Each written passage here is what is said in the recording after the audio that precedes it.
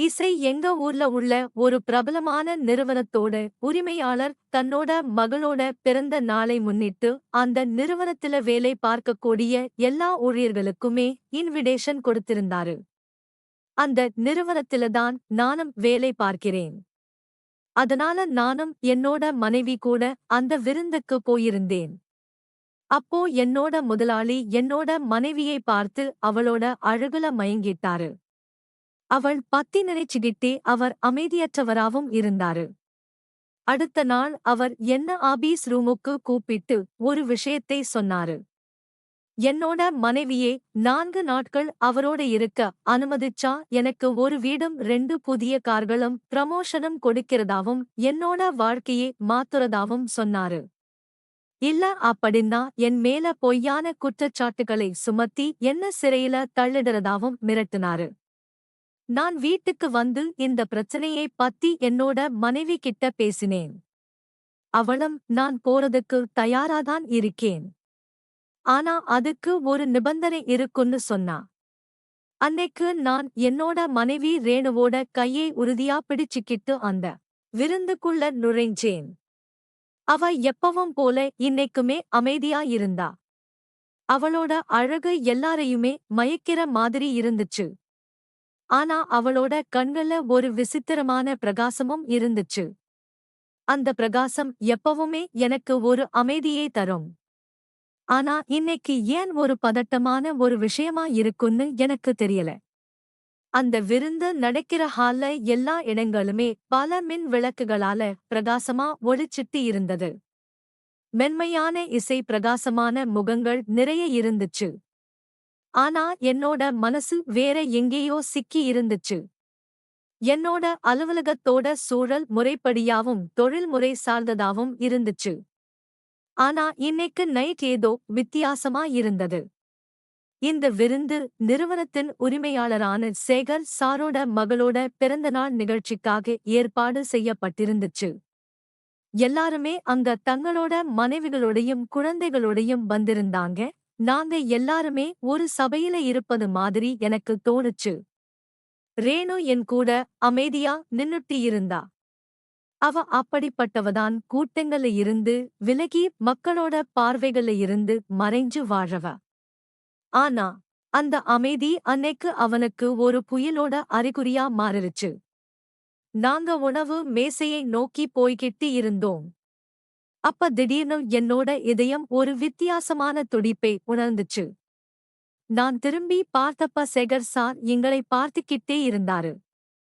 இல்ல எங்களை இல்ல, என்னோட மனைவி ரேணுவை. அவரோட கண்கள் அங்கேயே நிலைச்சிருச்சு. அவர் ஒரு ஓவியத்தைப் போல பார்த்துட்டே இருந்தாரு. ரேணு தன்னோட பார்வையை தாழ்த்திக்கிட்டா. ஆனா அந்த மனிதர் அவ இப்போதும் கண்களை இமைக்க மறந்துட்டாரு. அந்த பார்வையே என்னால மறக்க முடியாது. அந்த பார்வை ஒரு பொண்ணை இல்ல, ஒரு பொருளை பார்க்கிற மாதிரி இருந்துச்சு. ஒரு விலைமதிப்பெற்ற பொருள் திடீர்னு கையில கிடைச்சது மாதிரி. சேகர் சாரோட கண்கள்ல ஒரு பிரகாசம் இருந்துச்சு. இல்ல, அது பிரகாசம் இல்ல, வேற ஏதோ ஒன்னு இருந்துச்சு. நான் முதல் முறையா என்னை பலவீனமா உணர்ந்தேன். முதல் முறையா என்னோட மனசுல பயம் வந்துச்சு. சேகர் சார் வெறும் நிறுவனத்தோட உரிமையாளர் மட்டும் இல்ல, அவர் ஒரு சக்தி வாய்ந்த மனிதராவும் இருந்தாரு. அவருக்கு முன்னாடி எல்லாருமே தலை வணங்குவாங்க. இன்னைக்கு அவரோட பார்வை என்னோட மனைவி மேல இருந்துச்சு. இது நடந்துகிட்டு இருக்கும்போது என்னோட மனைவி வா அங்க போய் உட்காரலாம் என்று சொன்னான். ரேணும் மென்மையா சொன்னான். ஒருவேளை அவ என்னோட முகத்தில உணர்ச்சிகளை உணர்ந்திருக்கலாம். நானும் சரின்னு சொல்லி போனேன். ஆனா என்னோட பார்வை இப்பவும் சேகர் சார் மேலதான் இருந்துச்சு. அவர் இன்னும் எங்கோ தூரத்தில் அமர்ந்திருந்தாலும் தன்னோட பார்வையே ரேணு சிறைப்பிடிச்சிருந்தாரு. நைட் எப்படியோ போயிடுச்சு. ஆனா என்னோட இதயத்துல ஒரு வித்தியாசமான விஷயம் ஓடிக்கிட்டே இருந்துச்சு. நாங்க வீட்டுக்கு வந்தோம். ரேணு தூங்கிட்டா. ஆனா என்னோட கண்களுக்கு தூக்கமே இல்லை. திரும்ப அதே விஷயம் மனசுல வந்துகிட்டே இருந்துச்சு. சேகர் சாரோட பார்வை, அவரோட முகம், அவரோட புன்னகை இது எல்லாமே என்னோட மனசுல வந்து வந்து போச்சு. நைட் ஃபுல்லா தூக்கமே இல்ல. காலையில ஆபீஸ்க்கு போனதும் அங்க இருக்கக்கூடிய உதவியாளர் சார் உங்களை சேகர் சார் கூப்பிடுறாருன்னு சொன்னாங்க. என்னோட கால்கள் அப்படியே நின்றுச்சு. என்னோட இதயம் இன்னும் வேகமா துடிக்க ஆரம்பிச்சது. சேகர் சாரோட ரூம் எப்பவுமே அற்புதமா இருக்கும். ஆனா இந்த அறை எனக்கு ஒரு கூண்டு போல தோணுச்சு. அவர் புன்னகிச்சுக்கிட்டே இருந்தாரு. ஏதோ ஒரு விளையாட்டை தொடங்குற மாதிரி. நான் உள்ள போனதும் அவர் ரவி உட்காருங்க அப்படின்னு மென்மையான குரல்ல சொன்னாரு. ஆனா அந்த மென்மை போலியானது. நான் அமைதியா உட்கார்ந்தேன். அவர் என்னோட கண்களை பார்த்து நீ மிகவும் கடினமான உழைப்பாளி, ரவி நிறுவனத்துக்கு எப்பவுமே விசுவாசமா இருந்திருக்கன்னாரு. ரொம்பவே நன்றி சார்னு என்னோட மெல்லிய குரல்ல சொன்னேன். அவர் சிரிச்சாரு. நான் நேத்து உன்னோட குடும்பத்தை சந்திச்சேன். உன்னோட மனைவி மிகவும் கண்ணியமானவும் மிகவும் வித்தியாசமானவளாவும் இருக்கா. என்னோட இதயம் அப்படியே மூழ்கிருச்சு. நான் எதுவுமே பேசல. திடீர்னு அவர் மேசையிலிருந்து 2 கைகளையும் வச்சு என்னோட பக்கம் பார்த்து நான் உனக்கு ஒரு விஷயத்தை சொல்றேன். உன்னோட வாழ்க்கையவே இந்த விஷயம் மாத்த போகுதுன்னாரு. நான் அமைதியா அப்படியே இருந்தேன். நீ உன்னோட மனைவியை என் கூட 4 நாட்கள் இருக்க அனுமதிச்சா உனக்கு ஒரு வீடும் 2 காரும் உனக்கு ப்ரமோஷன். இது எல்லாத்தையுமே நான் உனக்கு ஏற்படுத்தி தரேன். இதை கேட்டதும் என்னோட உடல்ல மின்சாரம் பாஞ்ச மாதிரி இருந்துச்சு. நான் எதுவுமே கேட்க விரும்பல. ஆனா அந்த வார்த்தைகள் என்னோட காதுகள்ல விஷம் மாதிரி விழுந்துட்டு இருந்துச்சு. என்னோட உதடுகள் நடுங்க ஆரம்பிச்சது. என்னோட குரல் உயிரற்றதா இருந்துச்சு. நீ ஒரு புத்திசாலி ரவி, இந்த உலகம் எப்படி இயங்குதுங்கிறது உனக்கு தெரியும். வெறும் 4 நைட்டுதான் உன்னோட வாழ்க்கையவே மாத்திரம். அவர் அப்படி சொன்னாரு. ஏதோ ஒரு பெரிய விஷயம் இல்லைங்கிறது மாதிரி என்னோட கண்களுக்கு முன்னாடி இருள் சூழ ஆரம்பிச்சது. நான் அந்த சேர்ல இருந்து அப்படியே கீழ விழற மாதிரி இருந்துச்சு. ஆனா நான் உட்கார்ந்துட்டுதான் இருந்தேன். அமைதியா யோசி, சீக்கிரமா முடிவு செய், இல்லன்னா இந்த வாய்ப்பு உனக்கு கை நழுவிடும். அவர் மேசையில ஒரு காகிதத்தை வச்சாரு. அதுல 2 வீட்டோட பத்திரமும் கார் பத்திய தகவல்களும் இருந்துச்சு. அவர் அந்த வீட்டை எந்த இடத்துல இருக்கு, கார் என்ன மாதிரின்ற தகவல்களை கொடுத்தாரு. நான் மெதுவா யோசிக்க எனக்கு கொஞ்சம் நேரம் வேணும்னு சொன்னேன். அவர் சிரிச்சாரு. எவ்வளவு வேணாலும் எடுத்துக்கோ, ஆனா சீக்கிரமா செய் என்று சொன்னாரு. நான் எழுந்தேன். என்னோட கால்கள் கனமா இருந்துச்சு. எப்படியோ அலுவலகத்தில இருந்து வெளியில வந்துட்டேன். அன்னைக்கு நாள் முழுக்க ஏதோ ஒரு விஷயத்துல மூழ்கி இருக்கிற மாதிரியே எனக்கு தோணுச்சு. ஈவினிங் நான் வீட்டுக்கு வந்தேன். ரேணு கதவை திறந்தா. அவளோட முகத்துல வழக்கமான ஒரு புன்னகை இருந்துச்சு. ஆனா அந்த புன்னகையை பார்க்கிற தகுதி எனக்கு இல்ல. என்ன ஆச்சுன்னு மென்மையா கேட்டா. நானும் அமைதியா இருந்தேன். ரவி, எல்லாம் சரியா? இப்ப அவளோட குரல்ல கவலை தெரிஞ்சது. நான் சுவர்ல சாஞ்சிக்கிட்டு நின்னேன். கண்கள்ல கண்ணீர் நிறைஞ்சிருந்தது. ரேணு, நான் உன்கிட்ட ஒன்னு சொல்லணும். என்னோட குரல் நடுங்க ஆரம்பிச்சது. என்னாச்சு ரவி, என்ன பயமுறுத்துறீங்க? அவ பக்கத்துல வந்து என்னோட கண்களை பார்த்தா. நான் என்னோட பார்வையை தாழ்த்திக்கிட்டு எல்லா விஷயத்தையுமே சொன்னேன். ஒவ்வொரு வார்த்தையும் ஒரு விஷம் மாதிரி இருந்துச்சு. ரேணுகிட்ட எல்லாத்தையும் சொன்னப்போ என்னோட கைகள் வியர்க்க ஆரம்பிச்சது. தொண்டை காஞ்சிருந்தது. அவ என்னோட பக்கத்துல அமைதியா உட்கார்ந்திருந்தா. அவளோட பார்வை தாழ்ந்திருந்துச்சு. முகத்துல நான் முன்னாடி பார்த்த மாதிரி ஒரு தீவிரமான பாவம் இருந்துச்சு.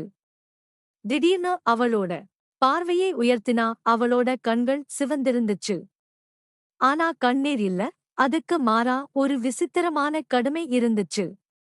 ஒரு நிபந்தனையை வச்சு அதனால நான் சம்மதிக்கிறேன்னு சொன்னான். அவளோட குரல் மெதுவா இருந்துச்சு. ஆனா உறுதியா இருந்துச்சு. இதை கேட்டு என்னோட இதயம் அப்படியே நின்னு போற மாதிரி இருந்துச்சு. அந்த வார்த்தைகளை மீண்டும் கேட்க விரும்பி அவளை பார்த்தேன். என்ன அர்த்தம்? என்னோட குரல் பலவீனமா இருந்துச்சு. நான் தயார் சேகர் சாரோட அந்த பண்ண வீட்டுக்கு போக.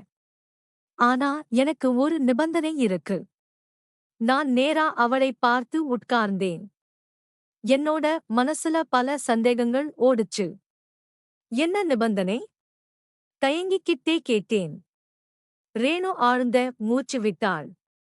அதுக்கப்புறமா மெதுவா சொன்னா, நான் அங்க போனதும் அங்க நடக்கிற ஒவ்வொரு விஷயத்தையுமே வீடியோவா பதிவு செய்வேன். அந்த அரக்கனோட உண்மையான முகத்தை நான் வெளியுலகத்துக்கு கொண்டு வருவேன். ஒரு கணம் இதை கேட்டப்போ என்னோட காது கேட்காத மாதிரி இருந்துச்சு. நீ வீடியோ எடுக்க விரும்புறியா?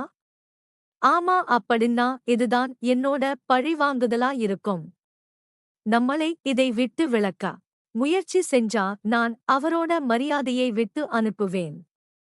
நான் அதை கேட்டு திகைச்சு போயிட்டேன். அவன் என் கூட பேச மாட்டா, என்ன விட்டு போயிடுவா, இல்ல என்ன வெறுப்பான்னு நினைச்சேன். ஆனா அவ வெளிப்படுத்திய எண்ணம் என்னோட கற்பனைக்கு அப்பால் இருந்துச்சு. அந்த நொடியில என்னோட பார்வை ரேணு மேல அப்படியே நின்னுச்சு. பெண்கள் எப்பவுமே கடவுளை வணங்கும்போது கைகளை கூப்பிதான் நிப்பாங்க. ஆனா இப்ப தன்னோட நோக்கத்தை செயல்படுத்திக்கிறதுக்காக இவ இவ்வளவு இறுக்கமா இருக்கா. ஒவ்வொரு சண்டையையும் தவிர்த்து அந்த பெண் தன்னோட குடும்பத்துக்காக வாழ்ந்துட்டு இருந்தவ இப்போ தன்னோட மானத்தை காப்பாத்திக்கிறதுக்காக இப்படி ஒரு விஷயத்தை செய்ய துணிஞ்சிட்டா. இது மிகவும் ஆபத்தானதுன்னு சொன்னேன். இதுக்கு ரேணு சொன்னா, சேகர் சார் சாதாரண மனுஷன் இல்ல, அவன்கிட்ட பணம், அதிகாரம், செல்வாக்கு எல்லாமே நிறைய இருக்கு. அவன் நமக்கு ஏதாவது தீங்கு செஞ்சா நாம ஏற்கனவே இழந்திருக்கோம். ரவி, உனக்கு புரியலையா? அவர் நம்ம மிரட்டி இருக்காரு. அவரோட மிரட்டலுக்கு நம்ம அடிபடிஞ்சா அவர் இன்னும் மேல போயிருவாரு. யாராவது ஒருத்தங்க எழுந்து நிக்கணும். அது நான் தான். இதுக்கு அப்புறமா நாங்க 2 பேரும் அன்னைக்கு நைட்டு ஒரு திட்டத்தை வகுக்க ஆரம்பிச்சோம். இந்த திட்டத்துக்காக நாங்க ஒரு புதிய கேமரா வாங்குறதுக்கும் முடிவு பண்ணோம். அதுக்கு அடுத்ததா ரேணுவோட அண்ணன் ஒருத்தர் ஊடகங்கள், புலனாய்வு அறிக்கைகள் தயாரிக்கிற வேலையே பார்க்கிறாரு. என்னோட மனைவி அவருக்கு போன் பண்ணி பேசினான். அவர் ரொம்பவே நம்பகமானவர். ரேணுவோட ரகசியத்தை ரகசியமா வச்சிருப்பாரு. வீடியோ ஆதாரங்கள் மிரட்டல் கட்டாயப்படுத்தல் இல்லை. தவறான நோக்கத்தை தெளிவாக காட்டினா மட்டுமே ஏத்துக்கப்படும்னு அவர் சொன்னாரு. அதனால ரேணுசேகர் சாரோட ஒவ்வொரு பேச்சையும் அதுல எவ்வளவு மறைமுகமா இருந்தாலும் பதிவு செய்ய முடிவு செஞ்சா. ரேணு அவரோட உறவினர்கிட்ட எல்லா விஷயத்தையுமே கேட்க ஆரம்பிச்சான். இதுக்கப்புறமா நாங்க 2 பேரும் கிளம்பி போய் கடையில ரேணுவுக்கு நல்ல ஒரு டிரஸ்ஸையும் அந்த டிரஸ்ல மறைச்சு வைக்கக்கூடிய ஒரு கேமராவையும் வாங்கணும். அது ரேணுவோட டிரஸ்ல இருக்கக்கூடிய பட்டன்ல அந்த கேமராவை பொருத்திக்கிட்டோம். ஒரு பவர் பேங்கோட இணைக்கப்பட்ட மொபைல் போனையும் ஒரு பையில மறைச்சு வச்சுக்கிட்டா. அதுக்கு பேக்க பதிவு செய்யப்படும். எல்லா தொழில்நுட்ப விவரங்களையும் அவளோட உறவினர்கிட்ட இருந்து கேட்டு நாங்க எல்லாமே சரி பார்த்துக்கிட்டோம். உங்களோட மனசையே உறுதியா வச்சுக்கோங்கன்னு அவர் சொன்னாரு. இந்த நடவடிக்கை உங்களை அழிச்சிரும். இல்ல பலரை காப்பாத்தும். நாம இந்த நடவடிக்கை எடுக்கலன்னா நாளைக்கு நம்மளோட மகளுக்கும் இதே விஷயத்தை எதிர்கொள்ள வேண்டிய நிலை ஏற்படும். அடுத்த நாள் ஆபீஸ்க்கு போய் சேகர் சாரோட அறைக்கதவை தட்டினேன். உள்ள இருந்துகிட்டு அவர் வாங்கன்னு சொன்னாரு. சேகர் சார் சோபாவில் உட்கார்ந்திருந்தாரு. அவரோட முகத்தில அதே அமைதி இருந்துச்சு. நானும் என்னோட முகத்தில எதையுமே காட்டிக்காம எப்பவும் போல அவருக்கு வணக்கம் வைக்க ஆரம்பிச்சேன். அமைதியா ஒரு நாற்காலியில உட்கார்ந்தேன். என்னோட பார்வை மேசையில இருந்த அந்த பேப்பர்கள் மேலே இருந்தது. ஆனா என்னோட மனசு ரேணுவோட கண்கள்ல இருந்த அந்த விஷயங்கள் மேலே இருந்தது. என்ன யோசிக்கிற? சேகர் சார் கேட்டாரு. நான் என்னோட தலையை தாழ்த்தி மெதுவா சொன்னேன். நாங்க தயார். ஒரு கணம் அங்க அமைதி நிலவிச்சு. அதுக்கப்புறமா அவர் சத்தமா சிரிச்சாரு. எனக்கு தெரியும் ரவி, நீ புத்திசாலி. நீ ரொம்பவே புத்திசாலித்தனமாதான் முடிவெடுத்திருக்க. அவர் எழும்பி ஒரு அலமாரியை திறந்து ஒரு பையை எடுத்து என்னோட பக்கம் நீட்டி, இதை எடுத்துக்கோ. இதுல பண்ண வீட்டோட முகவரி இருக்கு. இன்னைக்கு நைட் 10 மணிக்கு எல்லாம் தயாரா இருக்கும். நீ கவலைப்படாத, உன்னோட மனைவிக்கு எந்த ஒரு தொந்தரவும் இருக்காது. இதை கேட்டதும் அவர் கொடுத்த அந்த பையை நான் எடுத்துக்கிட்டேன். திறக்காம அமைதியா தலை அசைச்சேன். உள்ள ஏதோ ஒன்னு உடைஞ்சது போல இருந்துச்சு. ஆனா என்னோட முகத்துல ஒரு சாதாரண பாவத்தை வச்சிருந்தேன். ரவி, உன்னோட வாழ்க்கை எவ்வளவு மாறப்போகுதுன்னு உனக்கு தெரியாது. ஒரு வீடு, 2 கார், ப்ரமோஷன், நீ கனவுல கூட நினைக்க முடியாத அளவுக்கு உனக்கு எல்லாமே மாறப்போகுது. அவர் என்னோட தோளில் கையை போட்டு ஒரு தாராளமான எஜமானை போல பேசினார். இதை எல்லாத்தையுமே கேட்டதும் என்னோட பார்வையே அவரோட முகத்திலிருந்து எடுத்துட்டு எழும்பி நின்னேன். ரொம்ப நன்றி சார் ரவி, அவர் என்னை நிறுத்தினாரு. யாருக்கிட்டையும் எதுவும் சொல்லாத, இந்த விஷயம் நமக்குள்ளேயே இருக்கட்டும்னு சொன்னாரு. நானும் சரி சார்னு சொல்லிட்டு அலுவலகத்தில இருந்து வெளிய வந்ததும் ரேணுவுக்கு ஒரு மெசேஜ் அனுப்பினேன். வேலை இன்னைக்கு முடிஞ்சிச்சு. அவர் இன்னைக்கு நைட் தயாரா இருப்பாரு. அதுக்கு ரேணு உடனடியா பதில் அளிச்சா, எல்லாமே பதிவு செய்யக்கூடிய விஷயங்களை நான் தயாரா வச்சிருக்கேன். அதனால ஒன்னும் பிரச்சனை இல்லைன்னு சொன்னா. நைட் ஒரு 10 மணி ஆச்சு. ஊர் முழுக்க இருட்டா இருந்துச்சு. நான் என்னோட மனைவியை அந்த பங்களா ஹவுஸ்க்கு பக்கத்துல விட்டுட்டு வீட்டுக்கு திரும்பிட்டேன். ஆனா என்னோட இதயம் அங்கேயே இருந்துச்சு. வீட்டுக்கு வந்ததுக்கு அப்புறமா வீட்டோட சுவர்கள் குறுகியதா தோண ஆரம்பிச்சது. கடிகாரத்தோட முட்கள் மெதுவா நகர ஆரம்பிச்சது. ஒவ்வொரு சத்தமும் ஆபத்தான மணியோசையாய் ஒலிச்சது. நான் லைட் ஆஃப் பண்ணிட்டு மொபைலோட ஸ்கிரீனை மட்டும் பார்த்துக்கிட்டே இருந்தேன். அதுலதான் என்னோட மனைவியோட அந்த கேமராவிலிருந்து வரக்கூடிய வீடியோக்கள் எல்லாமே வந்துட்டு இருந்துச்சு. இந்த வீடியோக்களே ரேணுவோட உறவினர் மூலமாதான் எனக்கு அனுப்பிக்கிட்டே இருந்தாள். எல்லாமே அதுல தெரிஞ்சது. ரேணு பங்களா ஹவுஸ்குள்ள நுழைஞ்சிட்டா அவளோட முகம் கேமராவில தெளிவா தெரிஞ்சது. அவளோட சட்டையில் பொருத்தப்பட்டிருந்த கேமரா ஒவ்வொரு மூளையையுமே படம் பிடிச்சது. சேகர் சாரோட முகத்தில அதே திமிரான அமைதி இருந்துச்சு. அது கெட்டுப்போன பணக்காரரோட தன்னம்பிக்கை. அவனோட அடிகள் ரேணுவை நோக்கி நகர்ந்துச்சு. நான் இதையெல்லாம் பார்த்தப்ப என்னோட உடம்பு முழுக்க வியர்த்து கொட்ட ஆரம்பிச்சது. நான் என்னோட மனசுக்குள்ள ரேணுக்காக பிரார்த்தனை செஞ்சேன். கண்களை மூடி அவளை பாதுகாப்பா வச்சிருந்து கடவுள்கிட்ட வேண்டிக்கிட்டு இருந்தேன். அதுக்கப்புறமா அஜித் கிட்ட இருந்து ஒரு செய்தி வந்துச்சு. பதிவு எல்லாமே சரியா போய்கிட்டு இருக்கு. பயப்படாத. நான் கடவுள் அவளுக்கு எந்த ஒரு தீங்கும் நிலைக்காம இருக்கணும் அப்படின்னு சொல்லி பதிலளிச்சேன். கிட்டத்தட்ட 30 நிமிஷத்துக்கு எல்லாமே அமைதியா இருந்துச்சு. அதுக்கப்புறமா திடீர்னு எனக்கு ஒரு போன் கால் வந்துச்சு. அது ரேணுவோட உறவினர்தான். அவ வெளிய வந்துட்டா, உன்னோட கார் எங்க இருக்கு? நான் வேகமா வீட்டில இருந்து வெளியேறி என்னோட காரை ஸ்டார்ட் பண்ணி பங்களா ஹவுஸ் நோக்கி போனேன். 10 நிமிஷத்துக்கு அப்புறமா ஒரு வெறிச்சோடிய சாலையில ரேணு இருந்தா. அவளோட முகத்துல லேசான கலக்கம். ஆனா கண்களில் ஒரு வெற்றியாளருக்குரிய ஒளி இருந்துச்சு. நான் காரை நிறுத்துனேன். அவ அமைதியா உள்ள வந்து உட்கார்ந்தா. சில கணங்கள் நாங்க 2 பேரும் ஒருத்தருக்கு ஒருத்தரை பார்க்கவில்லை. அதுக்கப்புறமா அவ மெதுவா எல்லா விஷயத்தையுமே சொன்னான். அந்த ரூம்ல நடந்த அவமானம் எல்லாமே நான் ஏதோ சொல்ல முயற்சித்தேன். ஆனா எனக்கு வார்த்தையே வரல. காரை ஸ்டார்ட் செய்து நாங்க திரும்பவும் வீட்டை நோக்கி வந்தோம்.